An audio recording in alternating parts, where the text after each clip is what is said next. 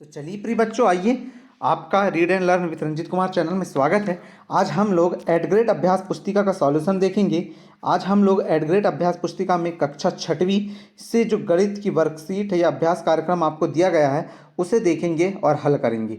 तो हमने इसके पहले वीडियो में आपके लिए अध्याय नंबर 4 जो 52 से 55 पेज में दिया गया था जो अभ्यास कार्य वो हमने कर लिया। आधारभूत ज्यामितीय अवधारणाएं आप पिछले वीडियो को देखकर उसका सॉल्यूशन कर सकते हैं। आज हम लोग लेके आए आप लोगों के लिए सेकंड नंबर का जो अध्याय यहाँ पर दिया गया है और आपकी जो 6th क्लास की बुक है मैथ्स की उसका अध्याय नंबर 6 है जो पूर्णांक। आज हम लोग पूर्णांक को समझेंगे और पूर्णांक के बारे में फुल डिटेल सहित आपको सॉल्यूशन कराएंगे। तो चलिए हम लोग चालू करते हैं। इसके पहले प्रिय बच्चों, अगर आप चैनल में नए हो तो पहले चैनल को सब्सक्राइब कीजिएगा, दोस्तों के साथ शेयर कीजिएगा और लाइक भी अवश्य कीजिएगा। इसके जो PDF है हम टेलीग्राम चैनल में आपको दे देते हैं, आप टेलीग्राम चैनल को ज्वाइन कर लीजिएगा। हम 6वीं 7वीं 8वीं सभी 9वीं 10वीं पहली से लेकर 5वीं सभी कक्षाओं के जो भी आपके स्कूल में जो आपको प्रोवाइड कर रहे हैं उसका सॉल्यूशन आपको हम लोग दे देते हैं। इसलिए आप चैनल को सब्सक्राइब अवश्य कीजिएगा और PDF के लिए आप डिस्क्रिप्शन में जाके वहाँ से लिंक में टैप करके आप टेलीग्राम चैनल को ज्वाइन कर लीजिएगा। सब्सक्राइब अवश्य कीजिएगा जिससे कि आपको वीडियो मिल सके और आप आसानी से एडग्रेड अभ्यास पुस्तिका जो किसी भी क्लास की उसे कंप्लीट कर सके। अभी हम 6वीं क्लास की लेके आए आप लोगों के लिए। चलिए तो हम लोग देखिए यहाँ पर अध्याय नंबर 6 है और आज हम लोग पूर्णांक पढ़ने वाले हैं। आज हम नंबर सिस्टम में संख्या पद्धति में पूर्णांक ऐसी संख्याएं होती हैं जो ऋणात्मक से चालू होती हैं। जैसे मान लीजिए आपके पास यहाँ पर ऋणात्मक जो संख्याएं हैं ये इस प्रकार से जो ऋणात्मक संख्याएं चालू होती हैं और वह कहाँ तक जाती हैं 1 2 3 4, मतलब कि ऋणात्मक संख्याएं अनंत से भी हो सकती हैं और वह कहाँ तक एंड होती हैं तो वह धनात्मक संख्याओं के अनंत तक एंड होती हैं। मतलब कि आप कह सकते हैं कि ऋणात्मक संख्याओं से चालू होकर जो धनात्मक संख्याओं तक जाती हैं वो क्या है, पूर्णांक संख्याएं हैं। अब हमारा पहला प्रश्न आता है, देखिए यहाँ पर पूर्णांक -1 व +1 के बीच कौन सी पूर्णांक होती है, मतलब कि -1 और +1 के बीच कौन सी पूर्णांक संख्या होती है। तो इसका उत्तर क्या हो जाएगा हमारा, पूर्णांक -1 व +1 के बीच 0 पूर्णांक होती है। मतलब कि कुछ नहीं होता, मतलब इसके आपने देखा हो 0 मतलब -1 लिखे फिर 0 फिर क्या आ जाता है +1 आ जाता है। इस प्रकार से इनके बीच अल्पविराम का याद रखें आप लोग। तो इस प्रकार से होती है पूर्णांक संख्या, तो क्या हो जाएगा 0। जैसे हमने यहाँ पर देखिए एक आपको उदाहरण से समझाने के लिए इस प्रकार से बना दिया, आप इस प्रकार से इसका उत्तर कर सकते हैं। ठीक है प्रिय बच्चों, अब आगे हम लोग चलते हैं। दूसरा प्रश्न है, दूसरा प्रश्न क्या कह रहा है आप लोगों के लिए, समुद्र तल से 100 मीटर नीचे जाने की बात कर रहा है। याद रखना 100 मीटर नीचे के लिए उचित चिन्ह क्या होगा। अगर आप समुद्र तल से ऊपर की तरफ जाते हैं, मान लीजिए समुद्र तल है, अगर आप इसके ऊपर तरफ जाते हैं तो ये मान धनात्मक कहलाते हैं, लेकिन आप जब समुद्र तल से नीचे की तरफ जाते हैं ये मान कैसे कहलाते हैं, आपके ऋणात्मक कहलाते हैं। तो प्रिय बच्चों इसका उत्तर क्या लिखेंगे हम लोग, इसका उत्तर हो जाएगा समुद्र तल से नीचे जाने पर हमेशा ऋणात्मक चिन्ह का प्रयोग करते हैं, अर्थात -100 मीटर। अतः समुद्र तल से हम लोग 100 मीटर नीचे जाएंगे तो उचित चिन्ह का प्रयोग करके लिखें तो उसे -100 मीटर लिखेंगे। ठीक है प्रिय बच्चों, अब आगे चलिए, आगे देखिए अगला प्रश्न क्या कह रहा है। अगर आपके पास संख्याएं इस प्रकार से लिखी हों तो मतलब इन जैसी संख्याओं के संग्रह को क्या कहते हैं। तो अभी हमने ऊपर आपको समझाया था पूर्णांक को, सबसे पहले ऐसी संख्याओं के संग्रह को हम क्या कहते हैं, पूर्णांक कहते हैं। पूर्णांक में धनात्मक और ऋणात्मक दोनों संख्याएं उपस्थित होती हैं। जैसे यहाँ पर देखिए जब दोनों संख्याएं उपस्थित होती हैं तो यहाँ पर देखिए -4 से चालू होकर हमने +4 डैश सामने भी लगा सकते हैं, डैश सामने भी, क्योंकि ये अनंत तक बढ़ाई जा सकती हैं, इधर भी अनंत तक बढ़ाई जा सकती हैं, इस साइड भी अनंत तक, इस साइड भी अनंत तक। इस प्रकार से आप इनका हल कर सकते हैं। ठीक है प्रिय बच्चों, बन जाएगा उम्मीद करता हूं मैं आप लोगों को। अब अगला प्रश्न लेते हैं। अगला प्रश्न आप लोगों के सामने यहाँ पर देखिए प्रिय बच्चों क्या कह रहा है, 0 और ऋण 8 संख्या युग्म में उचित चिन्ह का प्रयोग करते हुए लिखिए। यहां पर आपको 0 और -8 दिया, तो आप जानते हैं कि 0 के बाद ही क्या आता है, -8 आता है। अब आप जब 0 से मतलब कि किसी के ऊपर कर्ज है तो उसे ऋणात्मक रूप से आप दर्शाएंगे। मान लीजिए आपने दुकान से कितने रुपए का सामान लिया, 8 रुपए का सामान लिया, तो अब 8 रुपए दुकानदार आप उनकी कॉपी में लिख देगा, ऋणात्मक हो गया वो आपके लिए। क्यों, क्योंकि आपको 8 रुपए उनको देना है। जब 8 रुपए आप दे देंगे तो वो क्या हो जाएगा, धनात्मक हो जाएगा। तो यहां से आपका मान क्या हो जाएगा, 8 रुपए कम हो जाएगा, अर्थात जीरो का मान क्या है अभी ऋण 8 के मुकाबले अधिक है। तो ये देखिए इस प्रकार का जो चिन्ह होता है जिसके तरफ ये मुंह खुला रहता है वह बड़ा होता है। तो यहाँ पर हमने जीरो की तरफ मुंह खुला रखा है, अर्थात ये चिन्ह क्या है अभी जीरो को बड़ा और ऋण 8 को छोटा बता रहा है। लेकिन अगर ये वाले चिन्ह की बात करें हम लोग, ये जो सेकंड में दिया, अगर आपको ऐसा लिखना हो तब क्या लिखेंगे अपन, हम इधर लिखेंगे ऋण 8 और इधर क्या लिख देंगे जीरो, मतलब कि फिर से जिधर मुंह खुला होगा वो क्या हो जाएगा, बड़ा हो जाएगा। तो यहाँ पर आप उत्तर में जब लिखें तो क्योंकि संख्या जीरो संख्या ऋण 3 के दाईं ओर स्थित है, इस कारण हम चिन्ह में जीरो को हमेशा क्या बताएंगे, बड़ा बताएंगे। ठीक है प्रिय बच्चों, तो बन जाएगा ऋण 3 लिख दिया गया है, यहाँ पर ऋण 8 है, याद रखें आप लोग ऋण 8 है। ठीक है प्रिय बच्चों, ऋण 8 कर लीजिएगा। अगला प्रश्न ले लेते हैं। अगला प्रश्न देखिए, संख्या +5 और -1 को संख्या रेखा पर निरूपित कीजिए। +5 को भी और -1 को भी। सबसे पहले आपको एक स्केल की सहायता से इस प्रकार से एक लकीर खींच लेना है और एक मध्य बिंदु लेके उसे 0 नाम दे देना। फिर प्रत्येक 1 सेंटीमीटर की दूरी वाले बिंदुओं को आपको नाम दे देना है, जिस प्रकार से देखिए हमने इसमें यहाँ पर करा है, आप लोगों को दिख रहा होगा। अब यहाँ पर हमको -1 और +5 को दर्शाने बोला है, तो आपको पता है कि बाई और चलें तो हमें क्या मिलेगा, -1 मिलेगा। आप इस प्रकार से गोला लगा के -1 को प्रदर्शित कर देंगे और फिर आपको धनात्मक 5 चलना है तो दाई और जाएंगे तो ये देखिए आपको धनात्मक 5 भी मिल जाएगा। आप इसे भी संख्या रेखा पर प्रदर्शित करने के लिए इसके ऊपर गोला लगा सकते हैं। तो इस प्रकार से हमने 5वें का हल देख लिया है।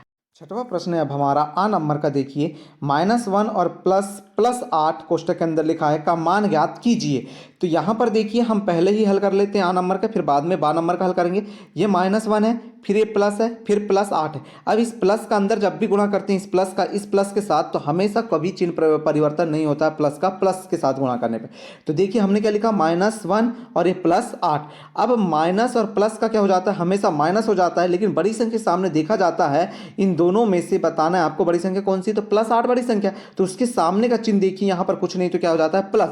अब धन और ऋण का ऋण हो गया है तो 8 में से 1 गया तो कितना आ जाता है, 7 आ जाता है। अर्थात पहले का उत्तर हमारा कितना हो जाएगा, 7 हो जाएगा, या धन भी आप उसके सामने चिन्ह लिख सकते हैं, धनात्मक 7। इस प्रकार से आपने पहला कर लिया। अब हम लोग दूसरे प्रश्न पे चलते हैं। दूसरा मतलब इसी का बा नंबर का जो आपको दिया है, बा नंबर का कह रहा है भूमि तल से 5 सीढ़ी ऊपर चलने पर, ये एक भूमि तल है, इससे 5 सीढ़ी ऊपर चलना है आपको, 1 2 3 4, ये 5 सीढ़ी आप ऊपर चल गए, फिर वहां से 3 सीढ़ी और ऊपर चलना है, ये 5 के बाद 6 7 मतलब 3 और चलना है, तो 1 ये हो गई, 2 हो गई और ये 3 हो गई। ऊपर चलने पर भूमि तल से कौन सी सीढ़ी प्राप्त होगी, तो गिन लेते हैं अपन, 1 2 3 4, ये 4, ये 5, ये 6, ये 7 और ये कौन सी हो गई, 8। इस प्रकार से हमें कौन सी सीढ़ी प्राप्त हो रही है, टोटल यहाँ पर 8 सीढ़ी प्राप्त हो रही है। तो हल देखिए, भूमि तल से ऊपर चढ़ने पर मतलब भूमि तल से ऊपर चढ़ी या चढ़ी कर लीजिए इसको, चढ़ी सीढ़ी +5, पुनः चलने पर चढ़ी सीढ़ी +3। अब कुल चढ़ी सीढ़ी कितनी अपनी, +5 और +3 को ऐड कर दीजिए, तो +5 और +3 को ऐड करें तो कितना आ गया, +8 आ गया। तो इस प्रकार से आपका ये +8 क्या हो गया, उत्तर हो गया। तो हमने यहाँ पर अभी हल भी करके देख लिया, समझ भी लिया कि कितना आ जाएगा, तो यहाँ पर +8 आपका उत्तर है। ठीक है, तो टोटल आप भूमि तल से ऊपर कितनी सीढ़ियों पर आए, 8वीं सीढ़ी पर आए। अगला प्रश्न लेते हैं अब, संख्या रेखा की सहायता से -3 और +6 का मान ज्ञात कीजिए। आपको संख्या रेखा की सहायता से इतने का मान आपको बताना है। तो संख्या रेखा की सहायता बोला, इसके लिए हम संख्या रेखा की सहायता से चलेंगे। तो सबसे पहले जितना बोला है उतना चलिए। यहाँ पर हमने संख्या रेखा बना लिया, आप लोग भी संख्या रेखा बना लें। ये मतलब कोई भी एक बिंदु को 0 मान लीजिएगा, फिर स्केल की सहायता से 1 2 3 1 2 3 इधर भी लिख लीजिएगा। मतलब 1 सेंटीमीटर को 1 मानिएगा, फिर दूसरे वाले को 2 3 ऐसा। तो यहाँ पर देखिए हम 0 से सबसे पहले -3 चले, तो 0 से -3 करें तो ये आ गया। अब -3 से प्लस कितना चलना है, +6 चलना है। तो ये -3 से +6 जाना है, तो देखिए ये -3 था, अब इससे +6, तो ये 1 2 3 4 5 6, यहां तक आ गए अपन 6 तक। छठवां नंबर कौन सा, 3 का। तो कौन सा मान प्राप्त हुआ आपको, इस प्रकार से छठवें नंबर पे जाने पे आपको +3 प्राप्त हुआ, +3 प्राप्त हो। अतः -3 और +6 का मान कितना होगा, +3 होगा। ये हमने संख्या रेखा की सहायता से आपको बताया। ठीक है, इसके ऊपर आपने जो करा था ये वाला, ये आपके सामने दिख रहा है, ये आपने मान ज्ञात किया था। यहां पर हमको संख्या रेखा नहीं बोला था, लेकिन यहां पर आपको क्या बोला है, संख्या रेखा बोला है। ये संख्या रेखा की सहायता से, इसके लिए हमने ये संख्या रेखा की सहायता से इसका मान ज्ञात किए, तो हमें कितना मिला, +3 मिला। ठीक है प्रिय बच्चों, बहुत अच्छे समझ आ रहा है, उम्मीद करता हूं। प्लीज आप चैनल में नए हो तो पहले चैनल को सब्सक्राइब अवश्य कर दीजिए, क्योंकि आप आप ही का फायदा है बच्चों। अगर आप चैनल को सब्सक्राइब करोगे तो मैं जो भी वीडियो डालूंगा वो आप तक आसानी से पहुंच जाएगी। इसके लिए चैनल को सब्सक्राइब कीजिए, नीचे जो आपको सब्सक्राइब की बटन लिखी है उसे सब्सक्राइब कीजिए और बेल आइकन में जाके वहां पर ऑल को भी क्लिक करना, जिससे कि आपको पूरे वीडियो मिल सके। ठीक है प्रिय बच्चों, आगे देखिए। -12 में से -3 को घटाना है प्रिय बच्चों। अब आपके पास -12 है कोई भी चीज, अब में से आपको कितने को घटाना है, -3 को घटा देना है। तो देखिए इसका हल करते हैं। -12 में से ये घटाने का चिन्ह लगा दिए, क्योंकि ये देखिए घटाइए बोला था अपने को, तो हमने क्या कर दिया, घटाने का चिन्ह लगा दिया। तो -12 ये ऋण का चिन्ह लगाया और पहले से हमारे पास क्या है, -3 है। अब देखिए अभी हमारे पास धन धन था तो धन हो गया, लेकिन अभी ऋण ऋण का आपस में गुणा होता है तो हमेशा कितना हो जाता है, ऋण ऋण का प्लस हो जाता है। तो यहाँ पर प्लस आ गया, तो ये -12 + 3, उसको हल किए तो धनात्मक संख्या छोटी है और ऋणात्मक संख्या बड़ी। इसके लिए यहाँ पर देखिए माइनस का चिन्ह आ गया, किसका चिन्ह आ गया, ये माइनस का चिन्ह आ गया। और +12 और +3 मतलब -12 और +3, अब दोनों आपस में धन ऋण के कारण घट जाएंगे तो 12 में से 3 जाएगा तो उत्तर आपका क्या मिल जाएगा, -9 मिल जाएगा। तो इस प्रकार से आप इसका भी उत्तर कर लीजिएगा। अब आगे प्रश्न देखिए 12 नंबर का क्या है, ऋण 10 का योज्य प्रतिलोम क्या है। योज्य प्रतिलोम मतलब होता है उसमें ऋण का गुणा कर दीजिए और संख्या बताइए फिर क्या आएगा। प्रतिलोम मतलब होता है उल्टा। अब यहां पर योज्य प्रतिलोम बोला है आपको। योज्य मतलब होता है यदि -10 है, ये -10 है, इसमें क्या करें आपने, माइनस का गुणा कर दिए, मतलब योज्य प्रतिलोम बना दिए। तो ये ऋण ऋण का गुणा होकर क्या हो गया, धन हो गया। और धन पहले कौन सी संख्या अपने पास, 10 है, तो देखिए -3 का योज्य प्रतिलोम क्या होगा, 10 होगा। या धनात्मक 10 भी आप लिख सकते हैं। ठीक है प्रिय बच्चों, इस प्रकार से आप इसका उत्तर कर लेंगे। उम्मीद है आपको समझ आ रहा हो। अगला प्रश्न देखिए प्रिय बच्चों, अब आपके सामने प्रश्न नंबर 9 है। 50 ऋण ऋण मतलब पहले एक ऋण लगा, फिर कोष्टक के अंदर ऋण 40 है, फिर ऋण लगा और फिर कोष्टक के अंदर ऋण 6 का मान ज्ञात कीजिए। यहां पर हमें संख्या रेखा कुछ नहीं बोला है, तो हम डायरेक्ट ही मान ज्ञात करते हैं। देखिए यहां पर 50 लिख दिया, मतलब हमने एक बार पहले जैसा का वैसा प्रश्न को लिख दिया, फिर इस ऋण चिन्ह का इस ऋण के चिन्ह के साथ गुणा करे तो धनात्मक हो गया, फिर इस ऋण का इस ऋण के साथ करे तो ये भी धनात्मक हो गया। 50 और 40 को जोड़े तो कितना आ जाता है, 90 आ जाता है। कितना आ जाता है, 90। अब उसमें कितना जोड़ना है आपको, +6 जोड़ना है, तो 90 और 6 कितना होता है, 96 होता है। तो इस प्रकार से आपने 9वें का भी सॉल्यूशन देखा, जिसका उत्तर कितना आया, आंसर कितना आया है, 96 आ गया। ठीक है प्रिय बच्चों, बिल्कुल समझ आ रहा हूं। उम्मीद करता हूं मैं आप लोगों को कोई भी दिक्कत ना आ रही हो। अगला प्रश्न देखिए, यहां पर अब आपने को क्या बोला है, निम्नलिखित के विपरीत या अपोजिट्स लिखिए। अपोजिट्स मतलब विपरीत, उल्टा लिखना है अपने को। तो देखिए लंबाई में वृद्धि, यहां पर लंबाई में वृद्धि है तो हम लंबाई में क्या लिख दें, कमी लिख देंगे। तो पहले का उत्तर हो गया।